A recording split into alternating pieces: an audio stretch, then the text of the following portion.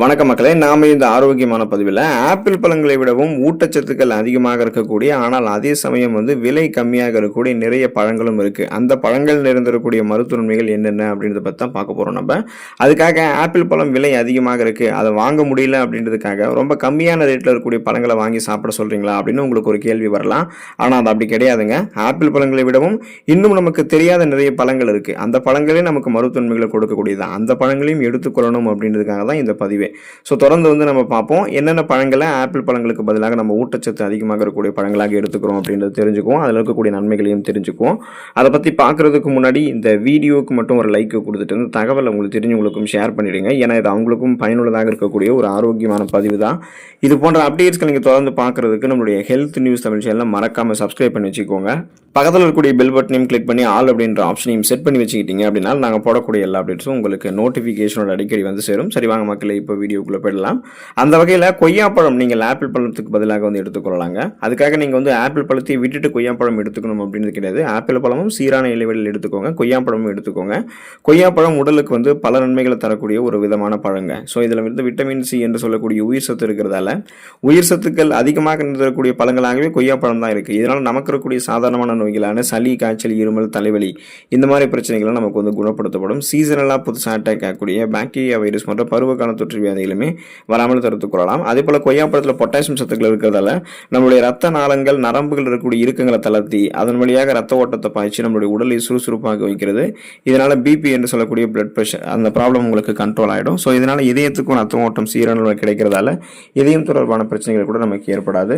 இப்போ நம்ம கொய்யாப்பழத்தில் செரிமானம் சத்துக்களை மேம்படுத்தக்கூடிய ஃபைபர் என்று சொல்லக்கூடிய நார் சத்து இருக்குது. ஸோ இதனால் பார்த்தீங்கன்னா நீங்கள் சாப்பிடக்கூடிய உணவுகள் எளிதில் செரிமானமாகும்.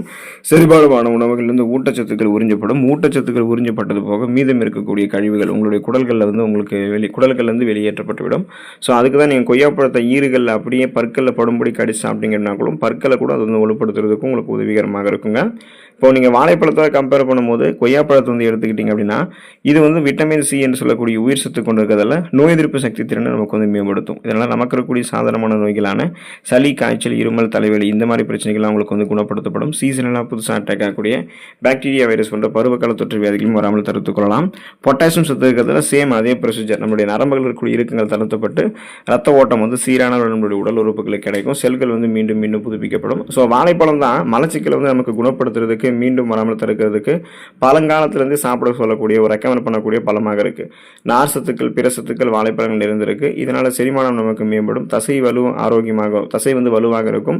இதயமும் உங்களுக்கு ஆரோக்கியமாக இருக்கும். ஸோ இப்போ ஒருவேளை உங்களுக்கு மலச்சிக்கல் பிரச்சனை இருக்குது அப்படின்னா அந்த திடக்கழிவுகள் மலக்குடல்களில் தேங்கி பிரச்சனை ஏற்படுத்துன்றது அர்த்தம். ஸோ அதை எளிமையாகவே நமக்கு வெளியேற்றக்கூடிய தன்மை நமக்கு பார்த்தீங்கன்னா வாழைப்பழம் கொண்டு இருக்குங்க. மூன்றாவது பார்த்தீங்கன்னா இலந்தை பழம். அந்த வகையில் நீங்கள் எடுத்துக்கொள்ளலாம். இலந்தை பழம் பார்க்கறதுக்கு சின்னதாக இருந்தாலும் ஆப்பிள் பழங்களை விட அதிகமான ஊட்டச்சத்துக்களை இலந்தை பழமும் கொண்டு இருக்குங்க.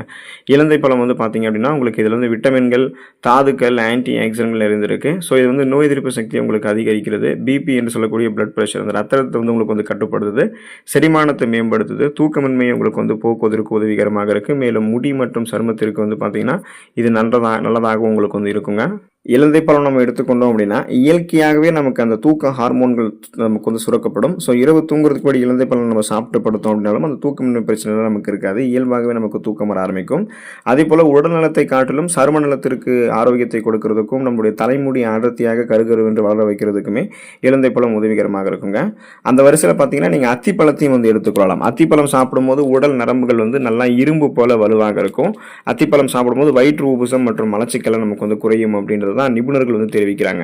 அத்திப்பழங்கள்ல பார்த்தீங்கன்னா கலோரிகள் குறைவாக இருக்கிறதால ஸோ இது உடலுக்கு ஆரோக்கியமான ஒரு எனர்ஜியை கொடுத்து பசியை கட்டுப்படுத்தி ஏற்கனவே நம்மளுடைய உடலை தேங்கிருக்கக்கூடிய அதிகப்படியான கொழுப்புகளை கரைத்து நமக்கு ஆற்றலாக மாற்றி கொடுக்குது. அதாவது கொலஸ்ட்ரால்ஸை எனர்ஜியாக கன்வெர்ட் பண்ணி எரிச்சிரும். ஸோ இதனால பார்த்தீங்கன்னா ஒரு நபரினுடைய உடல் எடையை கட்டுப்படுத்துறதுக்கு அத்திப்பழமும் உதவிகரமாக இருக்கும். அத்திப்பழம் நம்ம சாப்பிட்டோம் அப்படின்னா நரம்புகள் பலம் பெறும் இல்லையா, அதே போல நம்மளுடைய உடல் ரத்த ஓட்டத்தினுடைய அளவுமே நமக்கு சீராக இருக்கும். ரத்த அணுக்களினுடைய அளவு கரெக்டான லெவலில் இருக்குங்க. நமக்கு பார்த்தீங்கன்னா ரத்த ரத்த சுத்திகரிப்பு செய்கிறதுக்குமே அத்திப்பழம் உதவிகரமாக இருக்கும். நாவல் பழங்களை வந்து அந்த வரிசையில் நம்ம எடுத்துக்கொள்ளலாம். ஸோ நாவல் பழங்கள் வந்து பல நன்மைகளை கொண்டிருக்கக்கூடிய ஒரு பழமாக இருக்குது. இது வந்து நம்மளுடைய ரத்தத்தில் அதிகரித்திருக்கக்கூடிய சர்க்கரையினுடைய அளவை கட்டுப்படுத்தி நீரிழிவு பிரச்சனைகளிலிருந்து விடுபட வைக்கும். அதே போல் நோய் எதிர்ப்பு சக்தி திறனை நமக்கு மேம்படுத்தி எந்த நோயுமே அட்டாக் ஆகாமல் நம்மளுடைய உடலை பாதுகாக்கும். இதயத்தை வந்து நாவல் பழம் பராமரிக்கும். ரத்த நாளங்களில் படிந்திருக்கக்கூடிய கெட்ட கொழுப்புகளை அகற்றி ரத்த நாளங்கள் வழியாக ரத்த ஓட்டத்தை பாய்ச்சி இதயத்தை சுறுசுறுப்பாக வைக்கிறதால இதயத்தை பாதுகாக்கும்.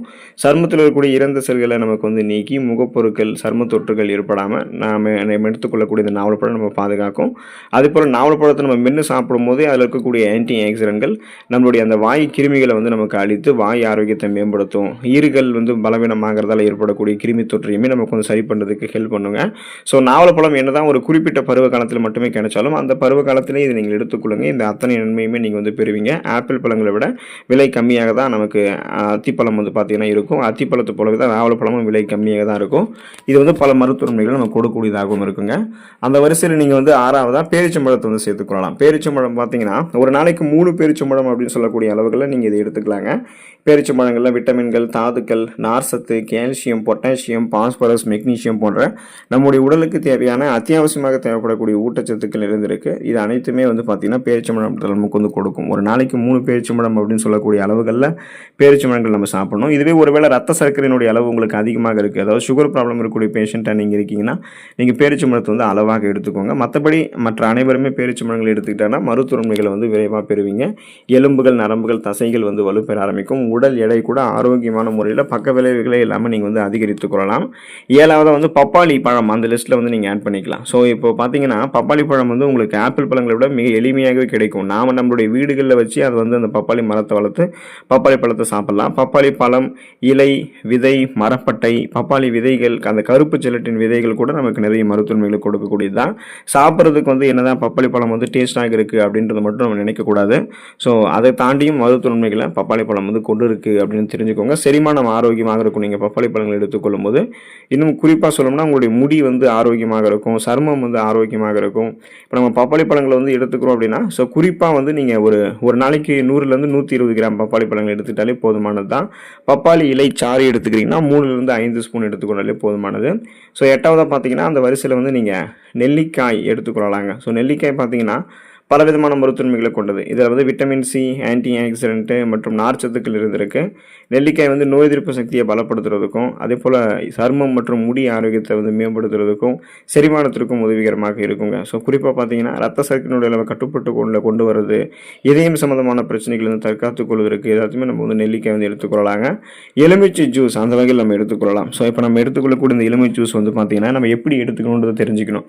நம்ம சமையலில் வந்து எலுமிச்சை சாறு பயன்படுத்தி சாப்பாடு எலுமிச்சை ரைஸ் வந்து நம்ம சாப்பிடுவோம். அது ஒரு பக்கம் இருந்தாலும் முழுமையாக அந்த எலுமிச்சம்பழத்தை நீங்கள் அதனுடைய சுவைகளை வந்து பெற்றுக்கொள்ளும் போது மருத்துவமைகள் விரைவாக கிடைக்கும். இப்போ நீங்கள் ஒரு எலுமிச்சம்பழத்தை எடுத்து பிழிந்து அதனுடைய சாறில் கொஞ்சமாக வெதுவெதுப்பான தண்ணீர் கலந்து எடுத்துக்கொண்டீங்க அப்படின்னா இந்த எலுமிச்சில் இருக்கக்கூடிய விட்டமின் சி, பொட்டாசியம், கால்சியம் போன்ற சத்துக்கள் இது வந்து செரிமானத்தை மேம்படுத்துது, நோய் எதிர்ப்பு சக்தி திறனை அதிகரிக்கிறது, எடை எழுப்புக்கு உதவிகரமாக இருக்குது, சிறுநீரக கற்கள் வராமல் தடுக்கிறது, சிறுநீரக கற்கள் ஏற்பட்டாலும் அதை அகற்றுகிறது, ரத்த சர்க்கரையினுடைய அளவை கட்டுக்குள்ளே கொண்டு வருவதற்கு ஹெல்ப் பண்ணுது. எனவே குறிப்பாக பார்த்தீங்கன்னா உங்களுக்கு அந்த சுகரோடைய லெவலுமே வந்து கண்ட்ரோல் ஆகிடும். தோல் மற்றும் பற்களினுடைய ஆரோக்கியத்திற்குமே அது நன்மை செய்யும். ஸோ குறிப்பாக பார்த்தீங்கன்னா முகப்பொருட்கள், கண் கருவளையங்கள், கரும்புள்ளிகள் இந்த மாதிரி எந்த பிரச்சனையுமே உங்களுக்கு வந்து ஏற்படாது. அதே போல் தான் பார்த்தீங்கன்னா பற்களும் உங்களுக்கு வந்து வலிமையாக இருக்கும். ஸோ தொடர்ந்து நீங்கள் என்ன பண்ணுறீங்க அப்படின்னா இந்த பழங்கள் எல்லாம் எடுத்துக்கொள்ளுங்கள். இதில் இருக்கக்கூடிய ஆரோக்கியமான நன்மைகளை பெற்று நலமோடு வாழுங்க. ஸோ குறிப்பாக பார்த்தீங்கன்னா இந்த பழங்கள் எல்லாமே ஆப்பிள் பழங்களை விடவும் ஊட்டச்சத்துக்கள் குறைவாக இருந்தாலும் மருத்துவ நன்மைகளை வந்து விரைவாக கொடுக்கக்கூடிய பழங்கள். அடுத்த ஆரோக்கியமான பதிவில் மறக்காமல் சந்திப்போம். நன்றி மக்களே.